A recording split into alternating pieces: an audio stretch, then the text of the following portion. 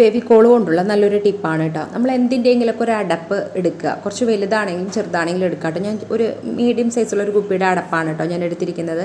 ഇനിയിപ്പോൾ അതിലേക്ക് ഞാൻ ടൂത്ത് പേസ്റ്റ് ഈ ഒരു അളവിലാക്കി കൊടുക്കുന്നുണ്ട്. ടൂത്ത് പേസ്റ്റ് ആക്കി കൊടുത്തതിന് ശേഷം പിന്നെ നമ്മൾ കുറച്ച് കംഫേർട്ട്, നല്ലൊരു മണം കിട്ടാനായിട്ട് നമ്മൾ കുറച്ച് കംഫേർട്ട് നമ്മളിതിലേക്ക് മിക്സ് ചെയ്ത് കൊടുക്കാം. അടുത്തതായിട്ട് പിന്നെ നമ്മൾ പൊടിയുപ്പ് ചേർത്ത് കൊടുക്കാം കേട്ടോ.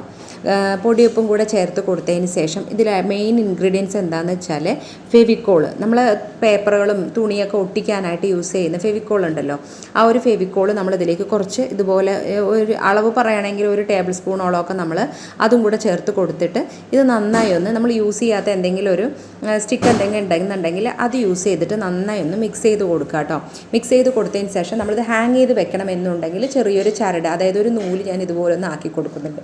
കുറച്ച് കഴിയുമ്പോഴേക്കും തന്നെ ഗമ്മൊക്കെ ചേർത്തിരിക്കുന്നതുകൊണ്ട് പെട്ടെന്ന് തന്നെ അതൊന്ന് ഒട്ടിക്കിട്ടും. ഇതെല്ലാം ഒന്ന് കറക്റ്റായിട്ട് സെറ്റാവും. ഒരു മണിക്കൂർ ആകുമ്പോഴേക്കും തന്നെ സെറ്റായി കഴിഞ്ഞാൽ പിന്നെ അത് നമ്മൾ ബെഡ്റൂമിനകത്തും വാഷ് ബേസിൻ്റെ അവിടെ, അതുപോലെ തന്നെ കിച്ചണിൽ, ഡൈനിങ് ടേബിളിൻ്റെ അവിടെ, ബാത്റൂമിനകത്തൊക്കെ നമ്മളിത് വെക്കാം കേട്ടോ. നല്ലൊരു സ്മെല്ല് നമുക്ക് കിട്ടും, നല്ലൊരു റിഫ്രഷിംഗ് ആയിട്ടുള്ള നല്ലൊരു സ്മെല്ല് നമുക്ക് കിട്ടും.